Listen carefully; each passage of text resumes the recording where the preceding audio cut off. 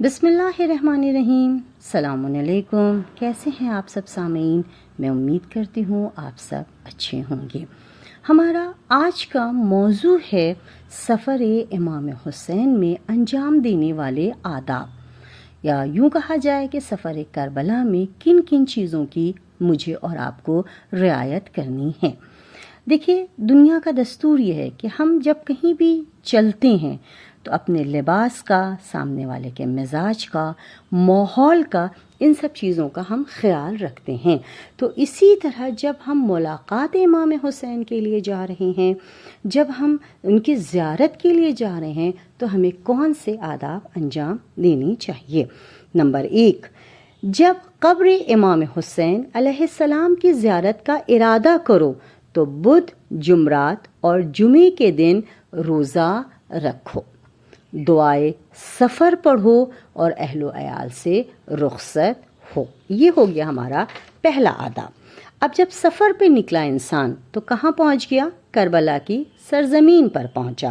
اب وہاں آداب شروع ہوئے۔ پہلی چیز کیا ہوئی وہاں پر؟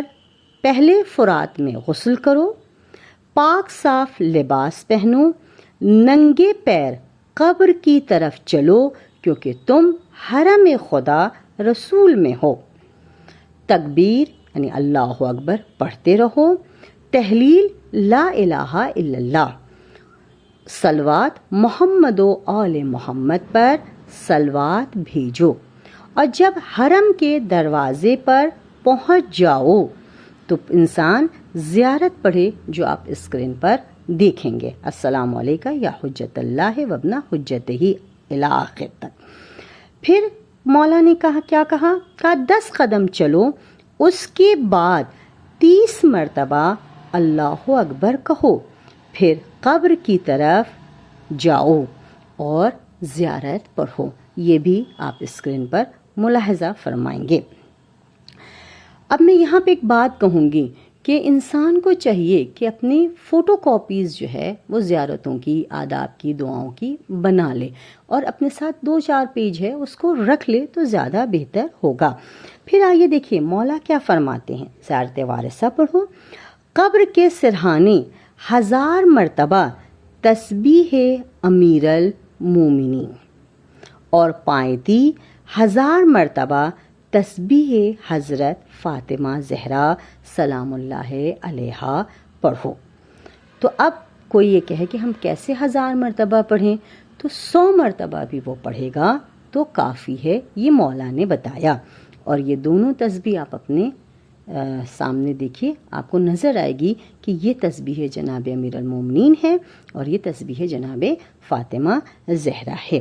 پھر کہہ رہے ہیں میرے مولا کہ 2 رکعت نماز پڑھنا، اور ان 2 رکعتوں میں سورہ یاسین اور سورہ رحمان پڑھنا۔ اب کیسے؟ جب انسان وہاں پہنچ گیا تو اب نیت کرے گا نماز کی، جب نیت کر لے گا اس کے بعد الحمد کی سورہ پڑھے گا، پہلی رکعت میں الحمد کے بعد کیا پڑھے گا؟ سورہ یاسین پڑھے گا۔ تو یہ انسان موبائل سے یا اس کے پاس پتلی سی کوئی کتاب ہے، بکلیٹ ہے، تو اس سے کھول کر پڑھ لے گا۔ دوسری رکعت میں کیا کرے گا؟ سورہ الحمد پڑھے گا اور بعد حمد سورہ رحمان پڑھے گا۔ پھر جیسے اپنا رکوع سجدہ سب چیز کرتا ہے اس کے بعد سے وہ اس نماز کو ختم کر لے گا۔ تو اس نماز کی تاکید ہوئی ہے کہ اس نماز کو پڑھو۔ اس کے علاوہ کون کون سی چیزیں پڑھنے کو ائمہ معصومین بتا رہے ہیں؟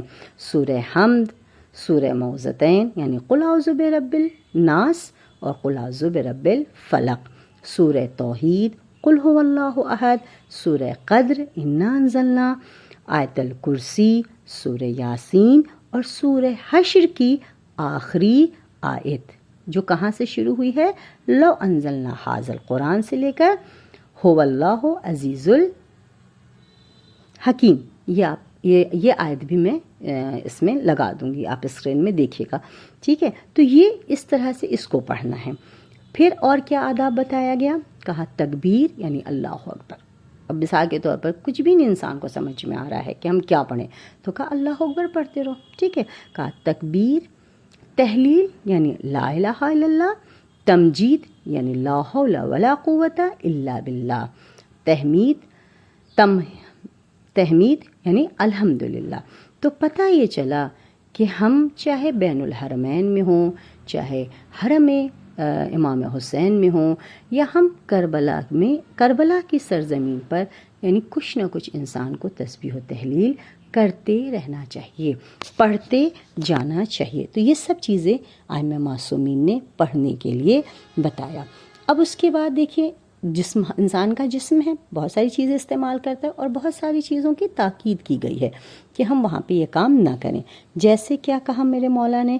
کہا سر میں تیل نہ لگانا، نہ آنکھوں میں سرما، باتیں مختصر، مذاق کم، اور ذکر خدا زیادہ کرو، لڑائی جھگڑے سے پرہیز کرو، تیل استعمال نہ کرو، سرما نہ لگاؤ، اور گوشت نہ کھاؤ. واجب نماز کے بعد جتنی مستحبی نماز چاہے پڑھے انسان. تو اب یہاں پہ میں ایک بات بتا دوں کہ قبر امام حسین علیہ السلام کے پاس جو واجب نماز ہے وہ پوری پڑھی جاتی ہے، یعنی جو قبا کہلاتا ہے، جو خاص زری کے آس پاس کا حصہ ہے، یہاں پر جتنی بھی ہماری واجب نمازیں ہیں وہ قصر نہیں بلکہ پوری ہمیں پڑھنی ہوتی ہے، ہم کو اجازت ملی ہوئی. اس کے علاوہ کہاں؟ مسجد الحرام میں، مسجد نبوی میں، مسجد نبی جو ہے، اور مسجد کوفہ میں کیا ہے؟ واجب نماز ہم پوری پڑھتے ہیں. پھر کہہ رہے ہیں میرے مولا، اب انسان نے زیارت کر لیا، تمام چیزیں انجام دے دیا، ٹھیک ہے، تو مولا کہہ رہے ہیں جب ودا ہو تو زیارت ودا پڑھو. جب امام حسین علیہ السلام کی زیارت کے لیے جاؤ تو حزن و اندوہ کے ساتھ جاؤ، بال بکھرے ہوں اور بھوکے پیاسے زیارت کرو، اس لیے کہ آن حضرت محزون و مغموم اور بھوکے پیاسے قتل کیے گئے تھے. کم بولو، اور جب بولو تو اچھی بات بولو. جو چیزیں تمہاری نہ ہوں دوسرے کی ہو اس کا احترام کرو. جو چیزیں حلال نہ ہوں اس کی طرف نگاہ نہ کرو، چشم پوشی کرو. ان چیزوں سے اپنے کو روکو جس سے منع کیا گیا ہے. کن چیزوں سے؟ ان چیزوں سے. یعنی ہم وہاں پہ جب جائیں تو ہم بازار کی فکر میں نہ رہیں، ہم اس فکر میں رہیں کہ ہم زیادہ سے زیادہ اپنا وقت جو ہے وہ حرم امام حسین، حرم جناب عباس علیہ السلام میں، ہم زیادہ سے زیادہ وقت زری کے پاس، خیمے میں، ان سب جگہ پر زیادہ وقت گزاریں، اور ادھر ادھر کی چیزوں سے ہمیں منع کیا گیا ہے وہ ہم کام نہیں کریں. بہت افسوس ہوتا ہے، اتنا مہنگا انسان سفر کرتا ہے، پیسہ لگا کے جاتا ہے، اور پتہ ہی چلا کہ بس گیا اور جلدی سے زیارت کیا اور بازار میں ٹائم لگا رہا ہے ادھر ادھر. نہیں عزیزان گرامی، اس موقع کا انسان کو فائدہ اٹھانا چاہیے، جتنا ہو سکے زری اور اس کے آس پاس بیٹھے، تسبیح پڑھتا رہے، دعائیں پڑھتا رہے، قرآن کی تلاوت کرتا رہے، تاکہ اس کے نام اعمال میں زیادہ سے زیادہ ثواب لکھا جا سکے. اب آئیے دیکھیں میرے مولا کیا کہہ رہے ہیں. کہہ رہے لذیذ غذا اور رنگ برنگ کے کھانے کے ساتھ نہ جایا کرو. مثلا ہم جب کربلا میں ہیں تو ہماری کوشش ہونی چاہیے کہ ہم سادہ کھانا کھائیں، ہم مختلف قسم کے انواع اقسام کے کھانے نہ کھائیں. جیسے قافلے والے کہتے ہیں کہ اگر سادہ کھانا ہم کربلا میں دے دیں تو زائرین ناراض ہوتے ہیں، تو اس لیے ہمیں وہاں پر بہت سارے کھانے کا اہتمام کرنا ہوتا ہے. تو اگر آپ حقیقتاً میں اور آپ زائر امام حسین بننا چاہتے ہیں اور مولا کے نزدیک قریب سے قریب تر ہونا چاہتے ہیں تو ہم رنگ برنگے کھانوں سے پرہیز کریں اور حزن و ملال کو اپنے اوپر طاری رکھیں. ابو مزہ کا سوال تھا کہ اے مولا پھر میں کیا کھاؤں؟ تو کہا دودھ اور روٹی کھاؤ. یہ واقعہ ہے پورا.